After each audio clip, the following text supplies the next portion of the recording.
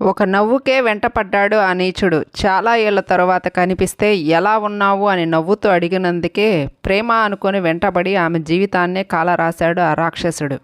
వాడి పేరే వినీష్ వినోద్. ఈ సంఘటన కేరళలో జరిగింది. కేరళలోని మలప్పాడు అనే ఒక గ్రామంలోని చిన్న స్కూల్లో వినీష్ చదువుకుంటున్నాడు. అతడితో పాటు దృశ్య అనే అమ్మాయి 10వ తరగతి వరకు చదువుకుంది. ఇద్దరు ఒకే స్కూల్లో కలిసి చదువుకున్నప్పటికీ వారి ఇద్దరి మధ్య ఫ్రెండ్షిప్ తప్ప వేరే ఏమీ లేదు. 10వ తరగతి అయిపోయిన 4 సంవత్సరాల తరువాత ఒక స్నేహితుడిని కలవడానికి వెళ్ళిన దృశ్యకి వినీష్ కనిపించాడు. తనతో పాటు 10వ తరగతి వరకు చదువుకున్న పరిచయంతో ఎలా ఉన్నావు, ఇప్పుడు ఏం చేస్తున్నావు అని నవ్వుతూ పలకరించింది. ఆ తరువాత ఎవరి దారిలో వారు వెళ్ళిపోయారు. కానీ వినీష్ మాత్రం తన స్నేహితుడిని అడిగి దృశ్య ఫోన్ నెంబర్ తీసుకొని దృశ్యకు ఫోన్ చేయటం, మెసేజెస్ చేయటం మొదలుపెట్టాడు. కొన్నిసార్లు రిప్లై ఇచ్చేది, మరికొన్నిసార్లు పట్టించుకునేది కాదు. కొన్ని రోజులకు మెసేజెస్ ఎక్కువగా రావటంతో ఫోన్ని బ్లాక్ చేసేసింది. ఈ విషయం ఇంట్లో తెలిస్తే గొడవ అవుతుంది అని దృశ్య ఇంట్లో కూడా చెప్పలేదు. అయితే కొన్ని రోజులకు వినీష్ దృశ్య చదువుతున్న కాలేజ్ దగ్గరికి వచ్చి ఏకంగా ఐ లవ్ యూ చెప్పేశాడు. అక్కడే వినీష్ని చివాట్లు పెట్టింది దృశ్య. చిన్నప్పుడు కలిసి చదువుకున్నావు అని వదిలేస్తున్నాను, ఫ్రెండ్షిప్ని ఇలా అర్థం చేసుకుంటావా? ఈ విషయం మా పేరెంట్స్కి చెబితే నీ పరిస్థితి ఏమవుతుందో తెలుసా? ఫ్రెండ్ అని వదిలేస్తున్నాను అని అక్కడి నుండి వెళ్ళిపోయింది. తాను ప్రేమించిన అమ్మాయి అలా మాట్లాడేసరికి వినీష్కి ఏం చేయాలో అర్థం కాలేదు.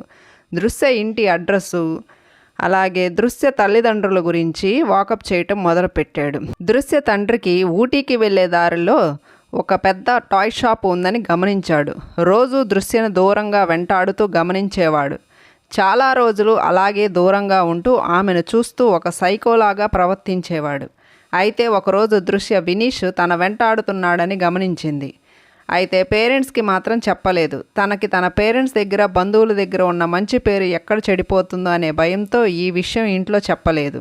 ఒకరోజు వినీష్ డైరెక్ట్గా దృశ్య ఇంటికి వెళ్ళిపోయి వాళ్ళ పేరెంట్స్తో నేను దృశ్యను ప్రేమిస్తున్నాను, దృశ్యను నాకు ఇచ్చి పెళ్లి చేయండి అని దృశ్య పేరెంట్స్కి దండం పెట్టి వేడుకున్నాడు. దీంతో దృశ్య పేరెంట్స్ ఒక్కసారిగా షాక్కి గురయ్యారు. వినీష్ తన తల్లిదండ్రుల గురించి, ఆస్తిపాస్తుల గురించి కూడా చెప్పి దృశ్యను తనకి ఇచ్చి పెళ్లి చేయమని వేడుకున్నాడు.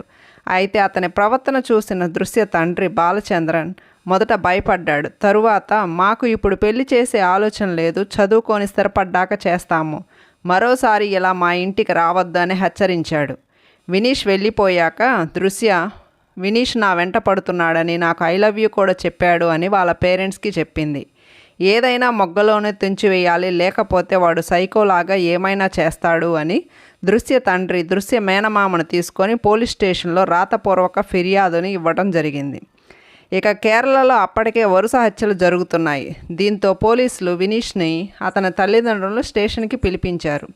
అయితే వినీష్ తండ్రి తప్పు అయిందని తమ కొడుకును దారిలో పెట్టుకుంటాము అని వేడుకున్నాడు. అంతేగాక దృశ్య తండ్రి చేతులు పట్టుకొని తమ బిడ్డ తప్పు చేశాడు, కేసు పెట్టి వాడి జీవితాన్ని పాడు చేయొద్దని బతిమలాడాడు.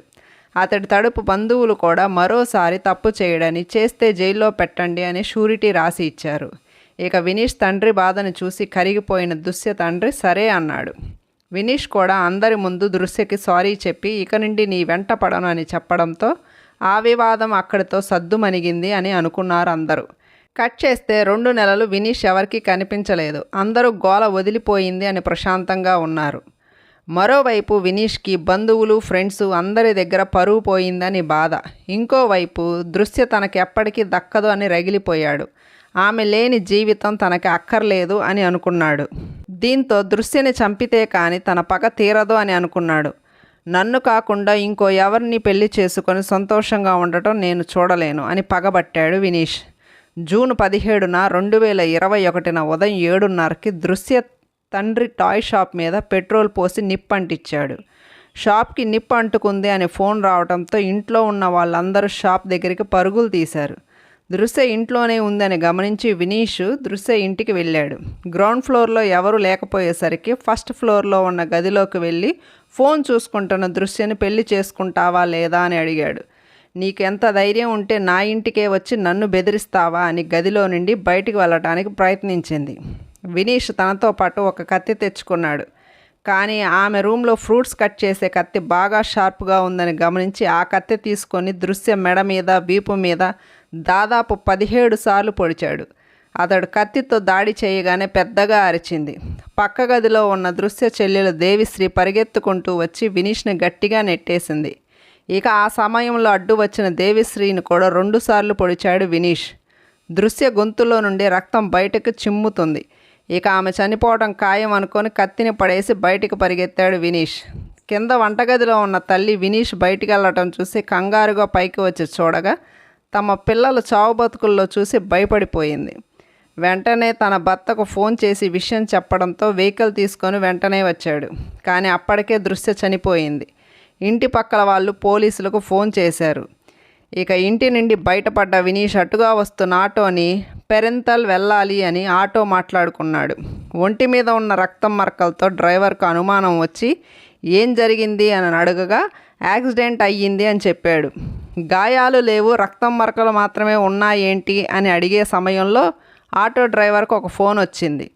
ఆ ఫోన్లో అవతల వాళ్ళు ఇక్కడ ఒక కుర్రోడు ఒక అమ్మాయిని చంపి నీ ఆటో ఎక్కాడు అని చెప్పగానే ఆటో డ్రైవర్ ఆటో స్పీడ్ని పెంచి మెయిన్ రోడ్డు పక్కనే ఉన్న పోలీస్ స్టేషన్లోకి అతి వేగంగా తీసుకొని వెళ్ళాడు ఆటోని. అక్కడున్న కానిస్టేబుళ్ళు ఆటో వేగం చూసి బయటకు వచ్చారు. స్టేషన్కి రావటం చూసిన వినీష్ పారిపోయే ప్రయత్నం చేశాడు. ఆటో డ్రైవర్ ఆటోలో నుంచి దూకి కానిస్టేబుల్ సహాయంతో వెంటాడి మరీ పట్టుకున్నాడు వినీష్ని. అప్పటికే ఎస్ఐ తన సిబ్బందితో దృశ్య ఇంటికి వెళ్ళిపోయారు. ఇతడే దృశ్యని చంపి నా ఆటోలో ఎక్కాడని చెప్పడంతో అతన్ని గొలుసులతో బంధించి జైల్లో వేశారు. మరోవైపు దృశ్య చెల్లి ఐసీయూలో 7 రోజులు ప్రాణాలతో పోరాడి బయటపడింది. ఈ కేసు కేరళలో సంచలనం సృష్టించింది. కేరళ ప్రభుత్వం ఇక మీదట ఎవరైనా అమ్మాయిల వెంట పడితే జైల్లో పెడతాము అని కేసు పెట్టి ఎందుకులే మీ జీవితాలు పాడు చేయటం అని వదిలేస్తే ఇలా అమ్మాయిలను చంపుతారా అని ఆగ్రహం వ్యక్తం చేశారు. ఇక మీదట ఎవరిని వదిలిపెట్టమని సైకో ప్రేమికులను హెచ్చరించారు. ఈ కేసుపై ఆధారాలు సేకరించారు పోలీసులు. నిందితుడి చొక్కా మీద ఉన్న బ్లడ్ శాంపిల్స్, కత్తి మీద ఉన్న వేలిముద్రలు, ఆటో డ్రైవర్ సాక్ష్యం అన్నీ బలంగా ఉండటంతో అతడికి ఉరిశిక్ష పడుతుంది. ఈ కేసు నిమిత్తం వినీష్ వారానికి 3 సార్లు కోర్టు చుట్టూ తిరుగుతున్నాడు. అయితే ఒకరోజు వినీష్ పేరెంట్స్తో జైల్లో దోమలు ఎక్కువగా ఉన్నాయి అని ఆల్అవుట్ తెప్పించుకున్నాడు. అది కూడా సిబ్బంది కళ్ళు గప్పి.